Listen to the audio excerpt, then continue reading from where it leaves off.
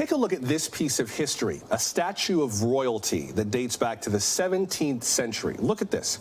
This is the commemorative head of a king, a metalwork statue that's originally from the African kingdom of Benin. That's in present-day Nigeria. It used to sit on an altar to honor the Oba, the king. The bronze used to make it was extremely expensive at the time, and the coral shell adornments on the crown emphasize status. So how did this statue get out of Benin? The British looted it in a raid on Benin City back in 1897.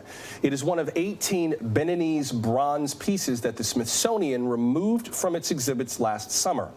And it's looking for any more that need to come out. But if it takes more items out, where should they go? The answer might be more complex than it seems. Joining us now is Ngaire Blankenberg, the director of the Smithsonian's National Museum of African Art. Ms. Blankenberg, welcome. Thank you. Very pleased to be here. Talk about this review of looted items. What has your reaction been when you found that there have been questionable items within the Smithsonian's collection? Well, I'm a seasoned museum professional, so I'm not altogether surprised. But when I joined the Smithsonian in July, and then when I was able finally to see the museum in October, I of course had a reaction that a lot of African people have when they see something in museums that shouldn't be there.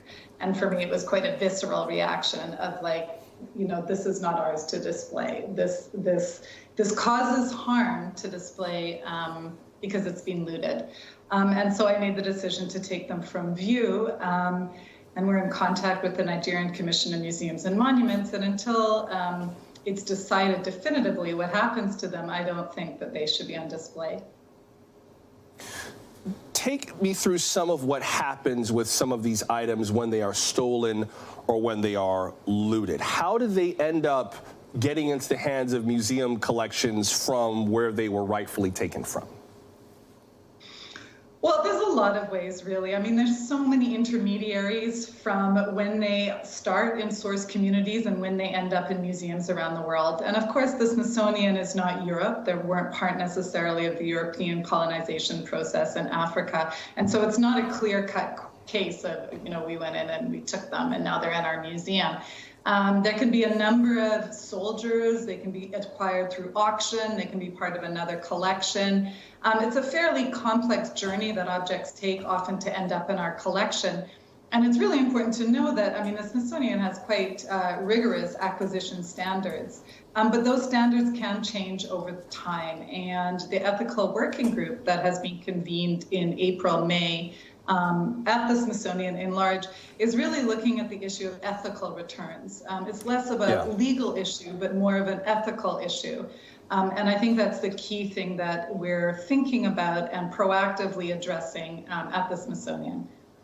A few more things before I have to let you go. With regard to ethical returns, I wonder what you do with art that comes from places like Syria or Iraq or Afghanistan, places that are maybe the original source of this piece of art, but if you send it back there, God knows what happened to it. It almost seems like they might be safer in the hands of the Smithsonian, treated with more respect, than if they were repatriated. What do you do then?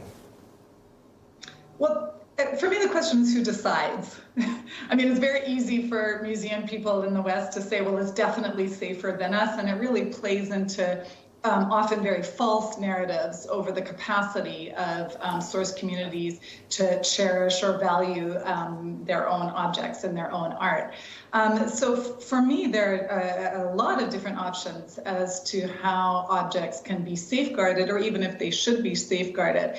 But the question really is who gets to weigh in on that decision? Are we collaborating with people who have created these objects, with source community, descendant communities, diasporas, or are we deciding all of those things on our own? Before I have to let you go, talk about where this goes from here. This investigation is pretty widespread throughout the museum and perhaps the rest of the Smithsonian, I assume. What's the timeline from here? Well, I mean, I think what's going to happen, obviously, is that the working group has tabled its recommendations, and those will become incorporated into the Smithsonian collection policy. But what really will happen is that each of the different museums will have to go through an own process with their own collections. And that should be done in collaboration with the source communities, the countries, the different stakeholders.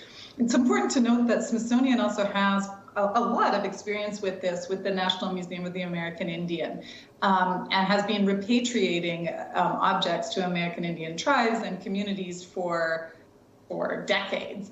It's not anything new. This is expanded a little bit because it's looking at things beyond the borders of the US, although NMAI was in the Western Hemisphere. But we go through a process. The most important thing is that we go through a process with perhaps the originators, the creators, the moral owners of the work. It's not just up to us.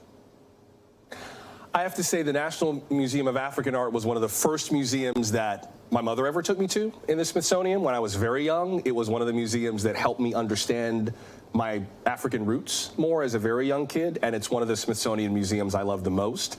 So I appreciate the chance to talk to you about setting the collection right. That means a lot. Ngaire Blankenberg is the director of the Smithsonian's National Museum of African Art. If you have not been, what are you waiting for? Ms. Blankenberg, thank you very much. Thanks for watching our YouTube channel. Follow today's top stories and breaking news by downloading the NBC News app.